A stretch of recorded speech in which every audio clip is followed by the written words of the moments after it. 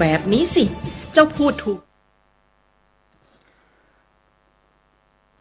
เจริญสุขญาติโยมท่านผู้ฟังทั้งหลายทุกท่านทุกคนวันนี้รายการธรรมะก่อนนอนก็ได้มาพบกับญาติกับโยมอีกเช่นเคยรายการนี้ออกอากาศ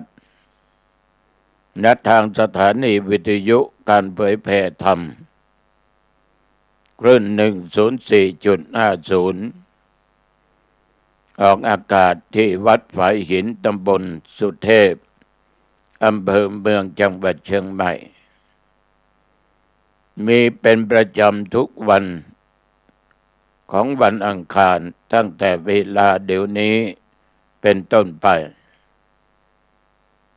1 ชั่วโมงโดยประมาณที่อาตมาภาพนำรายการธรรมะก่อนนอนมาพบกับท่านทั้งหลายอย่างใดก็ตามต้องขออนุโมทนาขอบใจต่อทางเจ้าหน้าที่ทุกท่านทุกคนที่ได้มีเมตตาธรรมอำนวยความสะดวกเปิดเสียงธรรมะให้แก่ญาติแก่โยมที่อยู่ทั้งบ้านได้รับฟังกันถ้าไม่มีท่านทั้งหลายมีเมตตาช่วยเปิดเสียงธรรมะก็ไม่ได้ออกไปแล้วจะไม่มีใครรับรู้ก็สูญเปล่าแต่นี่ด้วยจิตที่มีเมตตาธรรมอันสูงต้องขอขอบใจเป็นอย่างมากและต้องขอขอบใจต่อญาติต่อโยมทุกท่านทุกคนทุกสารทิศที่เป็นมิตรในทางธรรมนะติดตามฟังรายการนี้เรียกว่าเป็นแฟนแห่งธรรมะมาโดยดีตลอดไม่ว่าใกล้หรือไกลเหนือใต้ตกออกก็ต้องขอขอบใจเป็นอย่างมากตัวเจ้าก็ดีใจนะที่ได้นำธรรมะมาเผยแผ่นั้นมันไม่สูญเปล่าได้ดีใจอีกอย่างหนึ่งที่ได้ทำหน้าที่ในฐานะเข้ามาบวชเป็นศิษย์ตถาคตนับเวลาบวชทั้งพระทั้งเณรก็ได้67-68 ปีเข้ามาก็อยู่ใต้ร่มพระกาสาวพัสในนานพอสมควรรายการนี้ก็ดังที่เคยกล่าวว่าไม่เป็นรายการสดเป็นการบันทึกเสียงธรรมะแล้วขอเมตตาธรรมเจ้าหน้าที่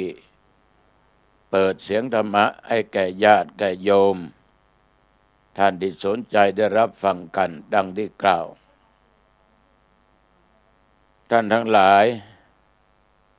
ในฐานะที่เราทุกคนนั้นมีพระพุทธเจ้าอันเป็นเจ้าของศาสนาพุทธมีพระธรรมอันเป็นศาสนคำสอนของพระพุทธองค์เรามีพระสงฆ์ได้ศึกษาได้ปฏิบัติได้นำเอาธรรมะมาเผยแผ่รวมเรียกทั้ง3ว่าเป็นพระรัตนตรัยรัตนะคือแก้วไตร3 ประการก็แสดงว่าเราทุกคนไม่ว่าโยมและอาตมาเป็นศิษย์ที่มีครูฉะนั้นก่อนที่จะได้พูดธรรมะอะไรออกไปเราก็มาบูชาพระรัตนตรัยเรียกว่าขึ้นครูกันเสียหน่อยนะขึ้นครูกันก็ให้ญาติโยมว่าตามอาตมาภาพไปทุกคนคงว่าได้แหละเพราะเราเป็นชาวพุทธเราก็กล่าวคำนี้อยู่ตลอด กันมาทุกเช้าแม้แต่ก่อนนอนก็ต้องทำอย่างนี้ปฏิบัติอย่างนี้มาตลอดในชีวิตของอาตมภาพต่อไปก็ขอญาติโยมตั้งอกตั้งใจว่าพร้อมๆกันไปกราบหนึ่งกราบสองกราบสามอรหังสัมมาสัมพุทโธภควาพระผู้มีพระภาคเจ้าเป็นพระอรหันต์ดับเพลิงกิเลสเพลิงทุกข์สิ้นเชิงตรัสรู้ชอบได้โดยพระองค์เองพุทธังภควันตังอภิวาเทมิข้าพเจ้าอภิวาทพระผู้มีพระภาคเจ้าผู้รู้ผู้ตื่นผู้เบิกบานกราบพระพุทธสวากขาโตภควตาธัมโมพระธรรมเป็นธรรมที่พระผู้มีพระภาคเจ้าตรัสไว้ดีแล้วธัมมังนัมสสามิข้าพเจ้านมัสการพระธรรมกราบพระธรรมสุปฏิปันโนภควโตสาวกสังโฆพระสงฆ์สาวกของพระผู้มีพระภาคเจ้าปฏิบัติดีแล้วสังฆังนัมมามิข้าพเจ้านอบน้อมพระสงฆ์กราบพระสงฆ์ต่อไปขอ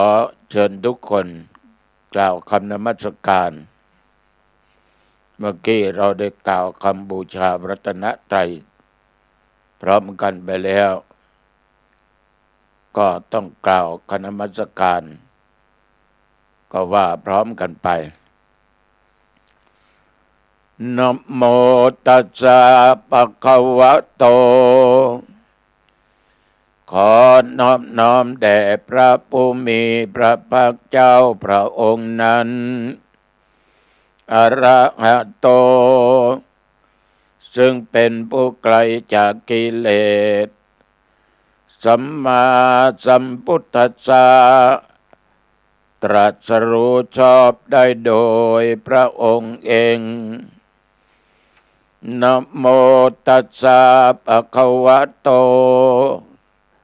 ขอนอบน้อมแด่พระผู้มีพระภาคเจ้าพระองค์นั้นอะระหะโตซึ่งเป็นผู้ไกลจากกิเล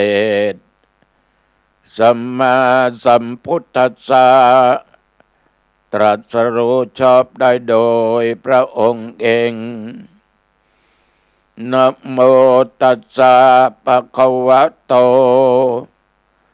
ขอนอบน้อมแด่พระผู้มีพระภาคเจ้าพระองค์นั้นอะระหะโตซึ่งเป็นผู้ไกลจากกิเลสสัมมาสัมพุทธัสสะตรัสรู้ชอบได้โดยพระองค์เองบัดนี้เราทั้งหลายได้บูชาพระรัตนตรัยและได้กล่าวคำนมัสการแล้วก็แปลไปในตัวเพราะเหตุใดญาติโยมธรรมภาพ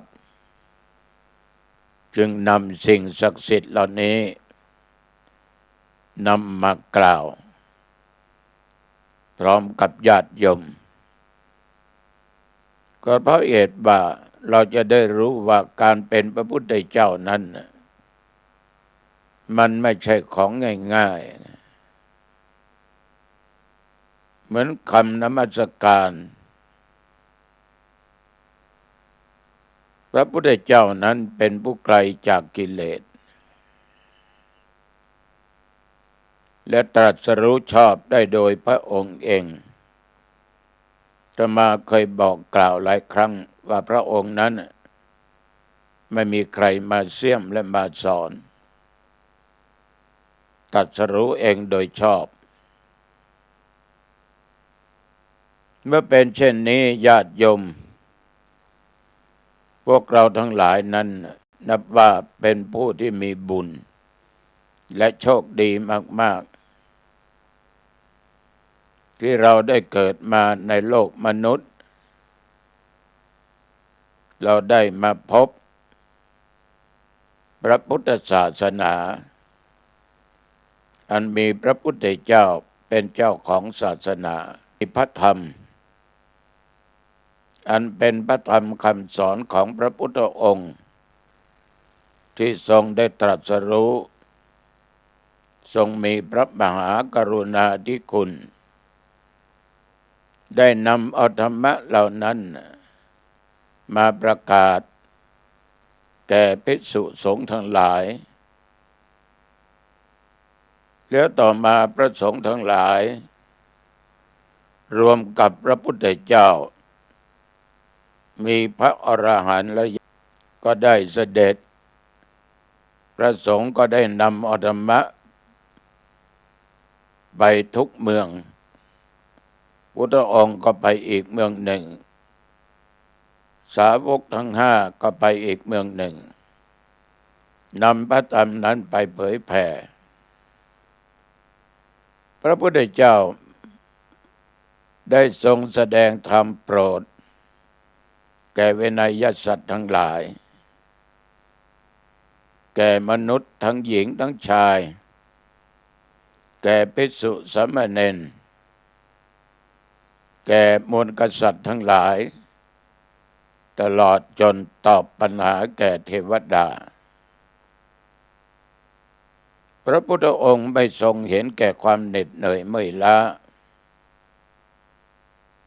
บรรทมหรือนอนหลับ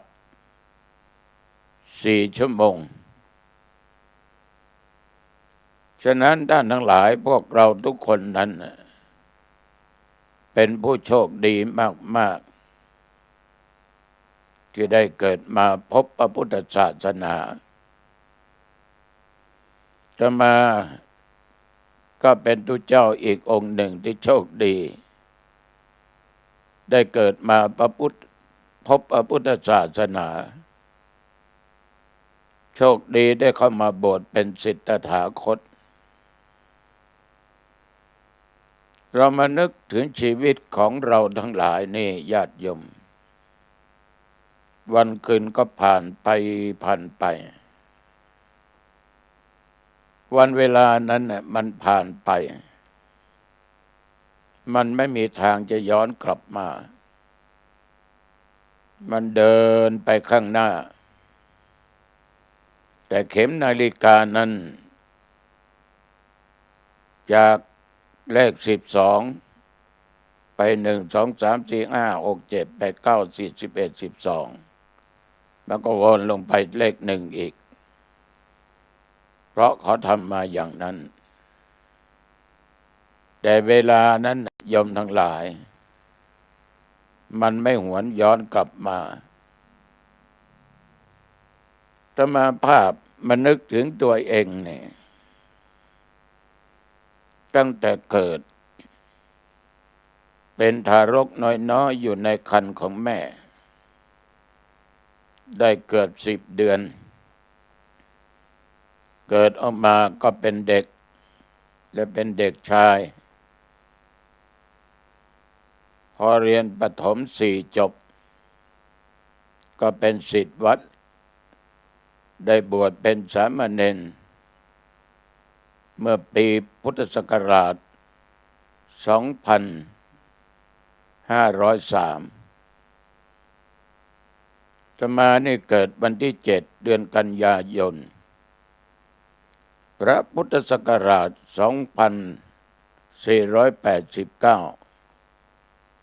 ตีจอวันเสาร์นับตั้งแต่วันเกิดจนถึงวันบรรพชาเป็นสามเณรได้เกือบ13 ปีนั่นแหละโยมมันก็ไม่ได้ย้อนไปมันผ่านไปเดินไปข้างหน้าจนเมื่อบวชเป็นเณรได้6-7 พรรษาอายุได้20 ปีก็จึงได้อุปสมบทเป็นพระภิกษุในพระพุทธศาสนามีชื่อว่าปริสุทธโธสาธุชนญาติโยมเล่าประวัติเล็กน้อยโดยย่อโดยสังเขปว่าวันเวลาผ่านไปอย่างไรจากเด็กมาเป็นเณรจากเณรมาเป็นพระเหมือนญาติโยมท่านทั้งหลายที่นั่งฟังนี่จากเด็กตัวเล็กๆมาเป็นเด็กโตมาเป็นนายมาเป็นนักสาวเป็นนักเรียนนักศึกษาบางคนกำลังศึกษาอยู่บางคนเรียนจบได้เข้าทำการทำงานในห้างร้านบริษัทนั้นบริษัทนี้บ้างเป็นข้าราชการบ้างค้าขายบ้างอะไรก็สุดแล้วแต่มันก็ผ่านไปถ้ามาจากเณรก็มาเป็นพระก็เรียกว่าไม่ได้เป็นเจ้าอาวาสแต่เป็นเณรนั้นวัดมันไม่มีเจ้าอาวาสเป็นเณรโตกว่าเขาก็เลยดูแลวัดจนบวชเป็นพระภิกษุบวชแล้วก็ได้รักษาการเจ้าอาวาสและเป็นเจ้าอาวาสจนมาถึงเป็นรองเจ้าคณะอำเภอวันเวลาผ่านไปมันก็เป็นอดีตดังนั้นในชีวิตการเป็นนักบวชเราก็มีธรรมะมีศีลดูแลควบคุมใจเราอยู่ตลอดเราจึงอยู่ได้มาตราบเท่าทุกวันนี้จนดำรงตำแหน่งเป็นเจ้าคณะอำเภอหางดงผู้ปกครองสงฆ์ในชีวิตได้ทำงานเผยแผ่พระพุทธศาสนานำศาสนธรรมออกประกาศตั้งแต่บวชเป็นพระใหม่ๆผ่านมาทุกสิ่งทุกอย่างนำธรรมะไปเผยแผ่หลายจังหวัดหลายอำเภอหลายหมู่บ้านรวมกับงานเผยแผ่ออกทางสถานีวิทยุต่างๆปัจจุบันนี้ที่อาตมาภาพได้จัดรายการธรรมะสถานีวิทยุทหารอากาศจังหวัดเชียงใหม่วปท2สถานีวิทยุกระจายเสียงประเทศไทยรดเชียงใหม่สเตอริโอ93เชียงใหม่92วัดป่าแดง104วัดฝายหินตำบลสุเทพและสถานีวิทยุมก.อำเภอสันทรายสถานีวิทยุคลื่น96ของวัดพระธาตุเจ้าดอยสุเทพผ่านมาบางสถานีได้50 กว่าปีบางสถานีได้30-40 ปี20 กว่าปีญาติโยมนอกนั้นเป็นพระธรรมทูตพระนักเผยแผ่เป็นกรณีพิเศษรับกิจนิมนต์ประเทศต่างๆหน่วยงานองค์กร งานขาวดำงานทำบุญไม่ว่าวัดไม่ว่าบ้านทุกอย่างมันผ่านมาหมดจะหวนกลับไปอีกมันไม่ได้ชีวิตคนเราก็ผ่านมาแต่วันคืนที่ผ่านไปนั้นเราทำอะไรไว้บ้างก็พูดกันตามตรงญาติโยมทุกคนมันก็ลุ่มดอนนะทำอะไรที่คำว่าไม่ผิดมันไม่มีคนไหนจะทำถูกต้องเสียหมดบริสุทธิ์เสียหมดเป็นไปไม่ได้แต่ว่าไม่ดีมันมากหรือมันน้อยกว่าดีหรือชั่วนั้นมันก็ผ่านไปเพราะความดีความชั่วนั้นญาติโยมมันเกิดจากการกระทำทางกายทางวาจาทางด้านจิตใจโยมทุกท่านทุกคนก็ผ่านสิ่งเหล่านี้มาหมดทั้งดีทั้งชั่วแต่ใครจะมีดีมากมีดีน้อยสุดแล้วแต่อาตมาภาพก็เตือนสติไว้อย่างหนึ่งว่าถ้าผิดพลาดแล้วก็จงแก้ไขจะไปแก้ตัวอย่าให้มันผิดอีกต่อไปมันจะผิดศีลก็พยายามรักษาศีลให้มั่นคงมันจะผิดธรรมออกนอกรีดนอกรอยแห่งธรรมะแห่งศีลธรรมพยายามเข้ามากรอบของมันให้ได้ญาติโยมอย่าให้มันเสียวันเวลามันเสียไปแล้วความดีความชั่วอย่าให้มันเสียความชั่วนั้นเมื่อมันมีอันมันเป็นบาปก็ละทิ้งมันรักษาความดีไปทำความดีเพิ่มยิ่งขึ้นไปอาตมาภาพจนมีอายุปุณนี้นะปีนี้80 ปีย่างเข้ามาแล้วญาติโยมย่างเข้ามาได้5 เดือนกว่า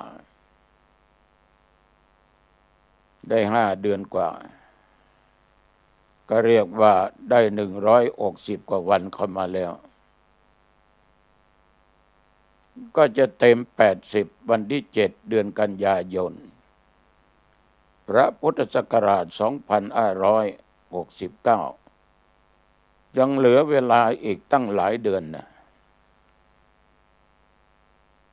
สมมุติว่าเหลืออีก7 เดือน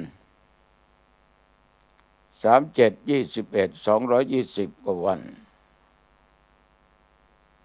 210 กว่าวันนั้นน่ะมันจะได้ไหมเพราะอนาคตของคนเราไปข้างหน้านั้นเราไม่รู้ว่าจะประสบ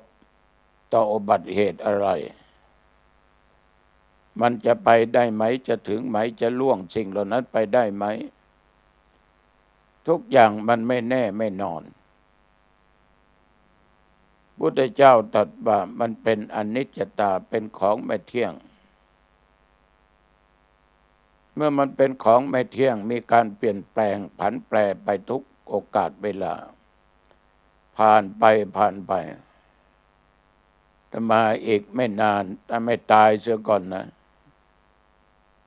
ก็จะได้80 ปีพรรษานั้นเป็นพระได้61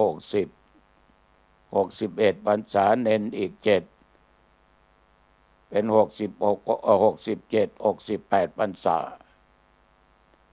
มันผ่านไปมันไม่ได้กลับไปที่เก่าที่เดิมดูสภาวะของสังขารก็มีการเปลี่ยนแปลงไปหมดญาติโยมก็เช่นเดียวกันลองมองดูสิคุณโยมเคยถ่ายรูปสมัยเป็นเด็กไหมเป็นนักเรียนนักศึกษาเป็นวัยรุ่นเป็นหนุ่มเป็นสาวนั่นนะหรือแต่งงานกับคู่ชีวิตและเทียบปัจจุบันเนี่ย เราทุกคนอยากจะย้อนไปที่เก่าเหมือนเดิมแต่มันย้อนไม่ได้ถ้ามีภาพเพียงแต่ดูภาพเท่านั้นเองเพราะมันเปลี่ยนแปลงไปหมดร่างกายก็เปลี่ยนแปลงความจดความจำก็เปลี่ยนแปลงตาหูก็เปลี่ยนแปลงผมยังบนหัวบนศีรษะก็เปลี่ยนแปลงเนื้อหนังมังสังก็เปลี่ยนแปลงเมื่อหนุ่มนี่เมื่อเป็นสาวนี่สะสวยงดงามเปล่งปลั่งเดี๋ยวนี้มันก็เหี่ยวย่นไปตามธรรมชาติเราจะห้ามมันไม่ได้เพราะมันไม่เป็นอัตตาไม่เป็นตัวเป็นตนมันเป็นอนัตตามันไม่ใช่ตัวไม่ใช่ตนห้ามไม่ได้ญาติโยมกูอย่าแก่นะกูอย่าเหี่ยวย่นนะตากูอย่ามัวอย่าฟังนะหูกูต้องได้ยินทีเนื้อหนังมังสังอย่าได้หดหู่นะขนาดจะนั่งจะนอนจะเดินจะเหินไปไหนก็เปลี่ยนแปลงหมดแม้แต่อาหารการกินก็เปลี่ยนแปลงเพราะความอร่อยอยู่ที่ปลายลิ้นญาติโยม80แล้วนะอาตมาภาพเนี่ยตำแหน่งหน้าที่การเป็นเจ้าคณะอำเภอก็ต้องหมดวาระลงก็ได้จริงนี่มันเป็นสิ่งเพียงแต่สมมุติ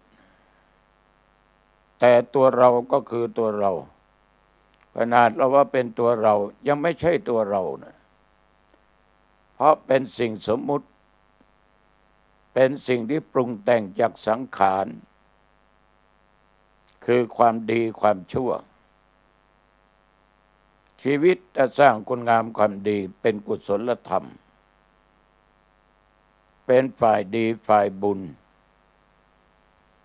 ถ้าหากว่าในชีวิตปรุงแต่งแต่สิ่งที่ชั่วร้ายอันเป็นบาป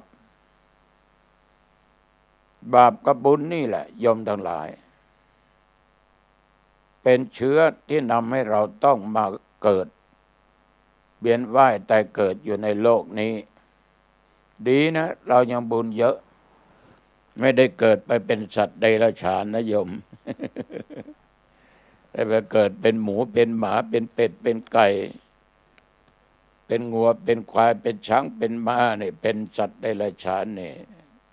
คงลำบากนะนี่เราเกิดมาเป็นมนุษย์จะเป็นเพศหญิงเพศชายก็ตามคือสิ่งที่ปรุงแต่งขึ้นมาแล้วสังขารที่ปรุงแต่งมาก็มีธาตุทั้งสี่ที่เราดำรงอยู่ได้เพราะธาตุสี่ธาตุดินธาตุน้ำธาตุไฟธาตุลมมารวมกันแบ่งเป็น5 กองใหญ่ๆเราเรียกว่าขันธ์ห้ารูปเวทนาสัญญาสังขารและวิญญาณฉะนั้นท่านทั้งหลายในชีวิตคนเราเนี่ยมันจะหวนกลับมาที่เก่าที่เดิมมันไม่ได้มันต้องเดินหน้าไปเพราะเมื่อเกิดแล้วต้องมีแก่ความชรานี่เข้ามาแทนที่อยู่ตลอดถึงเราจะปรุงแต่งจะตกแต่งจะเสริมอะไรอย่างไรก็ตามมันก็ไม่อยู่เพราะมันไม่ใช่ของแท้มันเป็นของปลอมแต่ปลอมได้แต่มันก็ไม่ยั่งยืนนะถึงเวลามันก็จากโลกนี้ไปเหมือนกันทุกคนในชีวิตของเราทุกคนนั้นต้องพัดพรากจากกันผัวพรากจากเมียเมียพรากจากผัวพ่อแม่พรากจากลูกเต้าลูกเต้าพรากจากพ่อแม่ปู่ย่าตายายพรากจากหลานเหลนหลานเหลนก็พรากจากปู่ย่าตายายคนเราทุกคนรักกันขนาดไหนต้องพรากจากกันแม้แต่สิ่งของปัจจัยเงินทองที่บ้านที่นาที่ไร่ที่สวนมันก็ไม่ใช่ของเรามันเป็นเพียงแต่สมมุติว่าที่ดินนี้แปลงนี้เป็นของเรา เงินทองแม้แต่บาทเดียวตายไปแล้วเอาติดตัวไปไม่ได้ มีเงินเป็นหมื่นเป็นแสนเป็นล้านเป็นหลายล้านก็เอาไปด้วยไม่ได้ สิ่งของต่างๆเอาไปด้วยไม่ได้ สิ่งที่ติดตามตัวเราไปนั้นญาติโยมคือบาป บาปกับบุญนะเมื่อมันเป็นเช่นนี้ญาติโยมเราทุกคนมีจุดจบเหมือนกันหมด จะเป็นพระราชามหากษัตริย์จะเป็นเศรษฐีมหาเศรษฐีจะมียศถาบรรดาศักดิ์ตำแหน่งไหนจะใหญ่โตขนาดไหนเคยเป็นใหญ่เป็นโตมีผู้อยู่ใต้บังคับบัญชามีอำนาจมีตำแหน่งหน้าที่มีเงินมีทองมีเข้ามีของในที่สุดแห่งที่สุดของมนุษย์เราก็คือความตายในที่สุดแห่งที่สุดของสัตว์โลกก็คือบาปกับบุญฉะนั้นญาติโยมเราจะต้องพิจารณาคิดอยู่เสมอว่าวันและคืนล่วงไปนั้นคนเราทั้งหลายนั่นต่างบ่ายหน้าหาความตายด้วยกันทุกคนไม่ว่าโยมและอาตมาภาพอาตมา80นี่มันจะบ่ายหน้าไปอีกสิกี่ยามกี่วันกี่เดือนกี่ปีเราไม่สามารถที่จะรู้ได้แม้แต่ญาติโยมบอกว่าหลวงปู่อยู่กับศรัทธากับลูกกับหลานนานๆนะให้ได้120 ปีนะ เราก็รับมันจะถึงหรือเปล่านะญาติโยมในครั้งพุทธกาลนั้นก็มีพระสงฆ์อายุได้160 ปีมีนอกนั้น120 ปีมีแต่ไม่ได้กล่าวนามบอกให้โยมนะฉะนั้นท่านทั้งหลายชีวิตคนเราเนี่ยมันผ่านไปทั้งกลางวันกลางคืนมีกลางวันมีกลางคืนกลางคืนจะมืดกลางวันจะสว่างไสวแต่ว่าจิตใจเราจะสว่างหรือไม่นั้นอยู่ที่การกระทำถ้าจิตใจมัวหมองไปด้วยกิเลสตัณหาต่างๆมันก็เศร้าหมองมันมีสิ่งแปดเปื้อนเป็นตัวกิเลสมีเชื้อในทางไม่ดี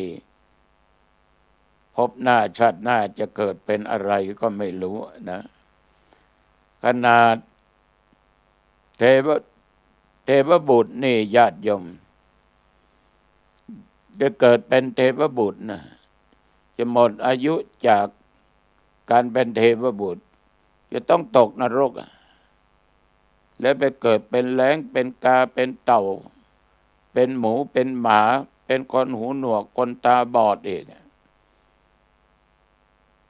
ไม่ใช่ว่าชาตินี้เราเกิดเป็นมนุษย์แล้วเราจะไปเกิดเป็นเทพธิดาชาติเราคงจะได้เกิดสูงขึ้นไปอีกไม่ใช่อาจจะไปเป็นเทพเป็นอะไรนะเกิดมาเป็นมนุษย์หรืออาจจะเกิดเป็นสัตว์เดรัจฉานก็ได้หมาหมูแมวทั้งหลายเหล่านี้ตายแล้วอาจจะเกิดเป็นคนก็ได้เป็นเทพบุตรเทวดาก็ได้แต่ไม่ว่าจะเกิดในชาติไหนชาติใดเป็นอะไรก็ตามเราทุกคนนั้นไม่สามารถเอาอะไรติดตามตัวเราไปได้แม้แต่ชิ้นเดียวฉะนั้นญาติโยมท่านทั้งหลายทุกคนต่างบ่ายหน้านะไปหาความตายด้วยกันทุกคนไม่ว่าโยมที่นั่งฟังเนี่ยนะ หลวงพ่อหนูไม่ไปง่ายๆหรอก อย่าประมาทนะลูกๆทั้งหลายอย่าประมาทเป็นพระสงฆ์องค์เจ้าเป็นตนบุญตาย ขนาดองค์สมเด็จพระสัมมาสัมพุทธเจ้าพระองค์ท่านยังดับขันธ์ปรินิพพานนะแต่ท่านไม่ต้องมาเวียนว่ายตายเกิดอยู่ในวัฏสงสารในโลกนี้อีกไม่ต้องมีรูปเวทนาสัญญาสังขารและวิญญาณอีกเรียกว่าไม่ต้องมาเกิดฉะนั้นญาติโยมเมื่อเป็นเช่นนี้ก็ไม่ควรตั้งอยู่ในความประมาทร่างกายของคนเรานี้มิได้มีแก่นมีสารอย่างมั่นคงไม่ปรากฏจะอยู่นานเท่าใดได้ท่านอุปมาเหมือนสายฟ้าแลบหรือสายฟ้านั้นมันบอกมาแล้วว่าเดี๋ยวมันก็ต้องจากไปฟ้าแลบมีแสงสว่างจ้าแล้วก็หายไปในสรีระร่างกายของเราก็เช่นเดียวกันมันไม่มีแก่นมีสารที่มั่นคงไม่ปรากฏอยู่นมนานได้อุปมาดังสายฟ้าอันมันแลบออกมาแล้วมันก็หายวับไปในท้องฟ้าชั้นใดก็ชั้นนั้นสัตว์โลกนี้ญาติโยมท่านผู้ฟังมันถูกมัจจุราชคอยกันนำอยู่ตลอดเวลาก็คือถูกความชราล้อมประชิดใกล้เข้ามาทุกขณะเหมือนอาตมาและญาติโยมทั้งหลายโยมที่นั่งฟังธรรมาภาพเมื่อกี้นี้กี่โมงกี่ยามเดี๋ยวนี้กี่โมงกี่ยามมันผ่านไปเท่าไหร่อย่างน้อยก็ผ่านไปแล้ว40 นาทีความชราเกิดขึ้นใน40 นาทีแบบที่ว่าเราทุกคนนั้นไม่ทันรู้ตัวว่ากูแก่กูชราเราถูกไล่ล้อมประชิดใกล้ตัวเราไปทุกขณะไม่ว่าเด็กไม่ว่าผู้ใหญ่ไม่ว่าหญิงไม่ว่าชายทั้งคนฉลาดและคนโง่ทั้งคนมั่งมีและคนทุกข์ยากเข็นใจ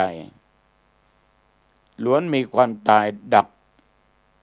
หน้าอยู่ด้วยกันทุกๆคนเพราะเราเดินไปข้างหน้าเนี่ยแต่ไม่รู้ว่าเราจะไปถึงจุดนั้นเมื่อไหร่ไม่สักกี่วันมานี้อาตมาภาพได้รับนิมนต์ประเทศในงานศพงานเขาดำขอนิมนต์ประเทศอาตมาก็ถามว่า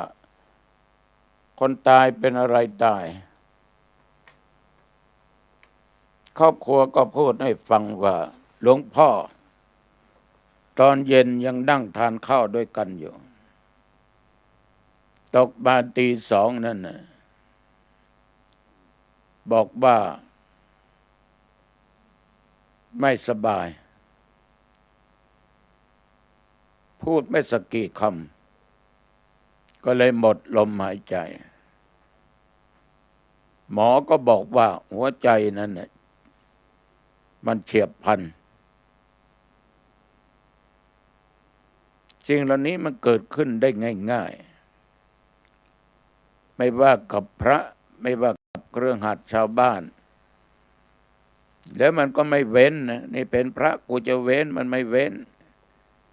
นี่คนมียศถาบรรดาศักดิ์มีเงินมีทองมีข้าวมีของมีสมบัติมากนี่คนดีนี่คนชั่วมันไม่เว้นดีหรือชั่วเพราะความตายเหล่านี้มันไม่เว้นพญามัจจุราชเนี่ยมาถึงมันก็ดึงออกไปฉะนั้นญาติโยมท่านผู้ฟังทั้งหลายลองเอาแว่นมาส่องดูตัวเอง ย้อนนึกไปถึงอดีตมันเปลี่ยนแปลงขนาดไหนเอาแว่นแห่งพระธรรม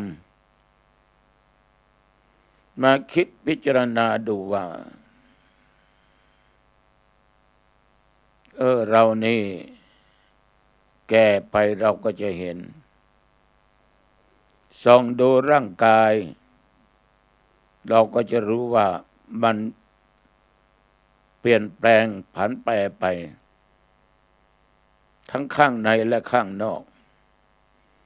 เราจะเห็นว่าร่างกายนี้ว่างเปล่าทั้งข้างนอกข้างในเรามานึกดูอาการ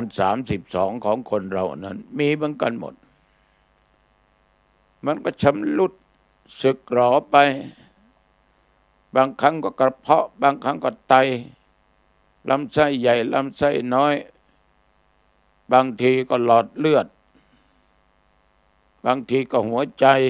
บางทีก็อันน้นอันนี้จิปาถะมันก็ชำรุดไปเมื่อมันผ่านไปมันก็สึกหรอแต่เราพอจะซ่อมได้นะแต่ก็อยู่ไปไม่นาน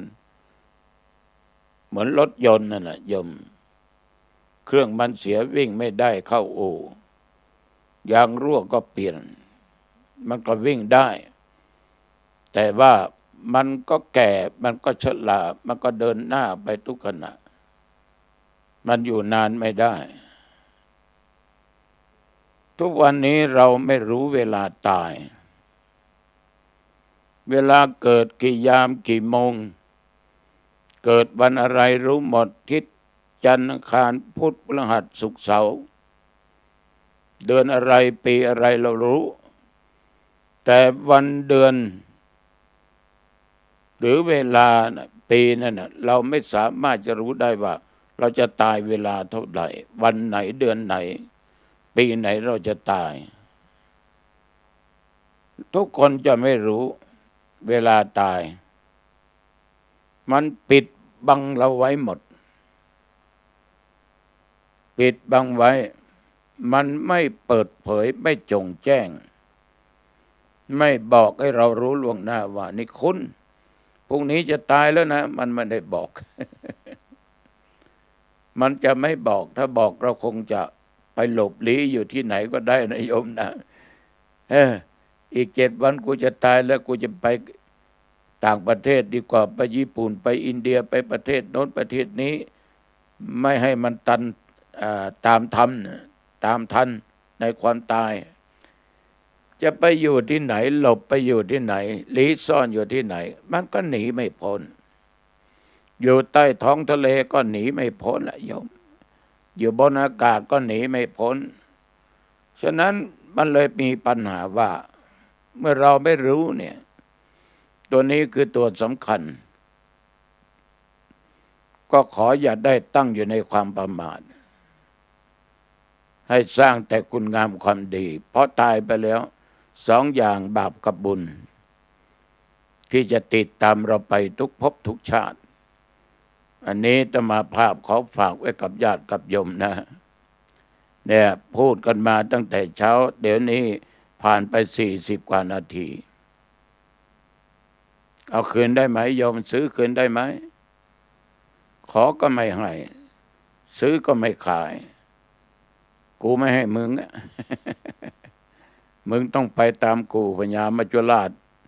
มันตามเรามาทุกขณะฉะนั้นอย่าได้ประมาทก็แล้วกันให้รักษาศีลให้ทานฟังเทศน์ฟังธรรม